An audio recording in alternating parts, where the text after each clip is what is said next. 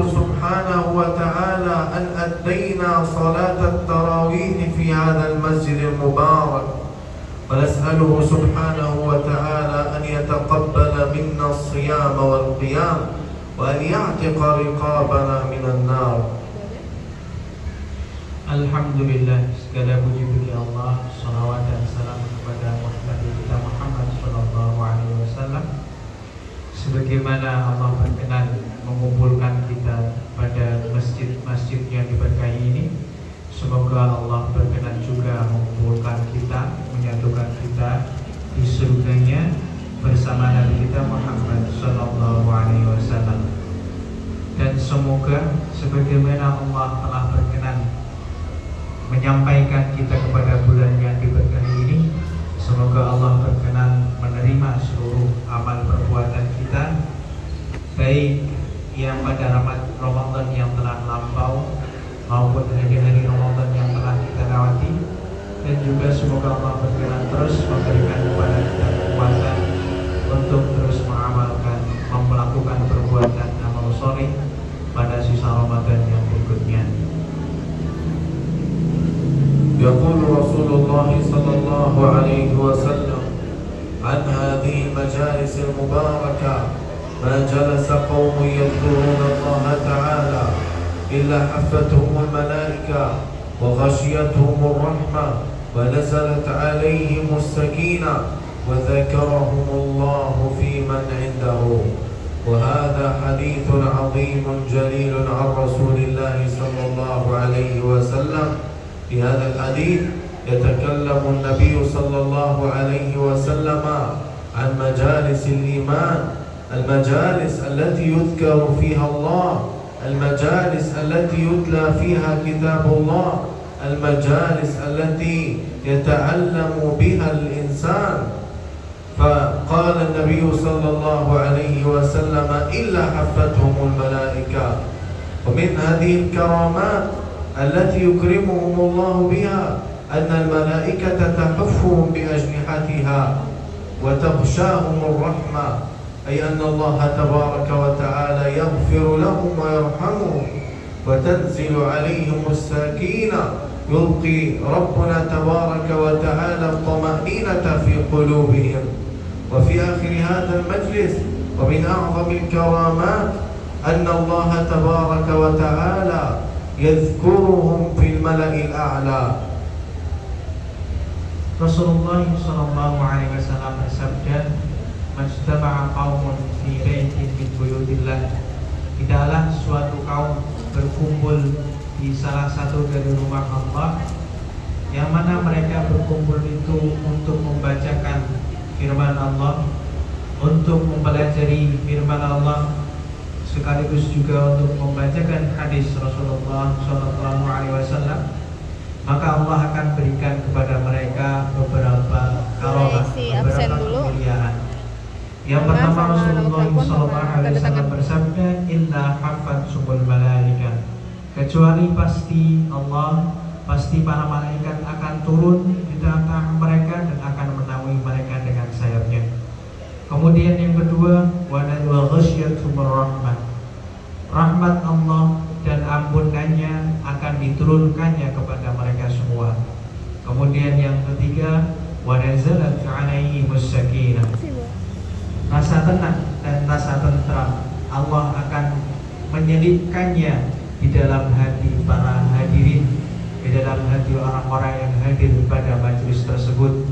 Kemudian yang terakhir, yang paling agung, bahwa orang-orang tersebut akan wadzakarahumullahu fi man 'indah. Allah akan menyebut-nyebut orang-orang tersebut di antara para malaikat yang berada di hadapannya. فنحن نجتمع في هذا المجلس المبارك لنتكلم عن قضية مهمة، ألا وهي فلسطين، ألا وهو الأقصى ومسرى رسول الله صلى الله عليه وسلم. يقول الله تبارك وتعالى في سورة الإسراء: سبحان الذي أسرى بعبده ليلا من المسجد الحرام إلى المسجد الأقصى الذي باركنا حوله لنريه من آياتنا إنه هو السميع البصير. الله تبارك وتعالى يذكر في هذه الآية المباركة أن نبينا صلى الله عليه وسلم أسري به من مكة إلى المسجد الأقصى في رحلة عظيمة. أسري بالنبي صلى الله عليه وسلم وصلى إماما بالأنبياء. المسجد الأقصى الذي هو أولى القبلتين، المسجد الأقصى هو ثاني مسجد بني على وجه الأرض. المسجد الأقصى هو بوابة السماء. Allah Subhanahu wa taala berfirman di dalam surat Al-Isra, Subhanalladzi asra bi 'abdihi laylan minal masjidil haram ilal masjidil aqsa alladzi barakna hawlahu linuriyahu min ayatina innahu huwas sami'ul basir. Di sini Allah Subhanahu wa taala mengabarkan kepada kita bahwa Dia telah memperjalankan hamba-Nya Muhammad sallallahu alaihi wasallam dalam sebuah perjalanan yang agung dari Masjidil Haram, Masjidil Aqsa pada malam Isra dan Mi'raj. Di sana di Masjidil Aqsa Allah juga memberikan kemuliaan yang lain kepada Nabi kita, yaitu Allah mengizinkannya untuk sholat mengimami para nabi. Yang ini jelas menunjukkan betapa keagungan Masjidil Aqsa, betapa agung kedudukan Masjidil Aqsa bagi iman kita. Sekalipun juga yang menunjukkan hal lain yang menunjukkan keagungan tersebut adalah bahwa Allah juga jadikan Masjidil Aqsa sebagai kiblat pertama kita, kiblat pertama kaum muslimin. Selain itu, dari Masjidil Aqsa ini pula lah Rasulullah SAW dimi'rajkan, diangkat ke langit yang ketujuh, hingga ini kemudian menjadikan seolah-olah Masjidil Aqsa adalah pintu gerbang langit. Sehingga ini semua adalah perkara yang menjadikan kedudukan Masjidil Aqsa itu sangat penting dalam keimanan kita semua.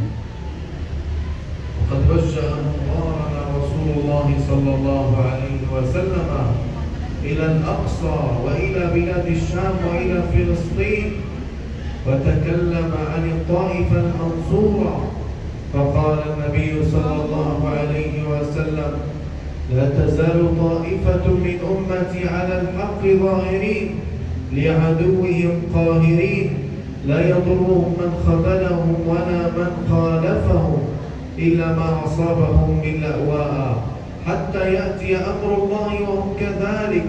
فقالوا: يا رسول الله أين هم؟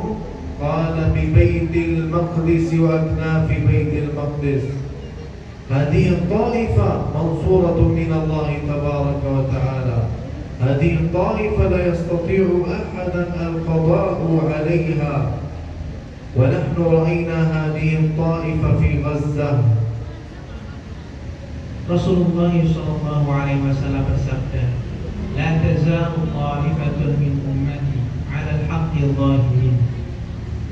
Akan selalu ada segolongan orang dari umatku, umat Nabi Muhammad sallallahu alaihi wasallam, yang mana mereka itu dhahirina 'alal haqq, yang mana mereka itu selalu memegang teguh kebenaran dan selalu tampak di atas kebenaran. Li'adubihim qahirin, yang mereka itu selalu menang di atas musuh-musuh mereka. La yadurruhum man khadalahum wala man khalafahum. Orang-orang yang menyelisihi maupun orang-orang yang mengabaikan mereka itu tidak membuat mereka gentar dan tidak membuat mereka surut, tidak membuat mereka loyo. Kemudian hatta ya'tiya amrullahi wa hum kadzalik, hingga datang perintah Allah, hingga datang ketentuan Allah, hingga datang hari kiamat, sedangkan mereka terus demikian. Ini adalah sebuah keutamaan yang sangat besar. Allah janjikan di antara kita, Rasulullah janjikan di antara kita akan ada sekelompok orang yang selalu berada di atas kebenaran. Maka kemudian para sahabat bertanya, di mana mereka? Beliau sallallahu alaihi wasallam menjawab, di Baitul Maqdis wa akna fi Baitul Maqdis. Kelompok ini berada di Baitul Maqdis dan berada di sekeliling Baitul Maqdis, yaitu di Palestina atau di bumi Syam secara umum. Ini jelas menunjukkan keagungan, dan ini kita melihatnya secara nyata pada diri saudara-saudara kita di sana, yang mana mereka terus berjuang dan tidak pernah tidak ada sudah sekian puluh tahun mereka berjuang, tetapi juga musuh-musuh mereka sama sekali tidak berhasil memberangus mereka, bahkan semakin besar. Ini menunjukkan kebenaran sabda Rasulullah SAW tersebut. وهناك معارك كثيرة حصلت في تاريخ هذه الأمة وفي تاريخ أمة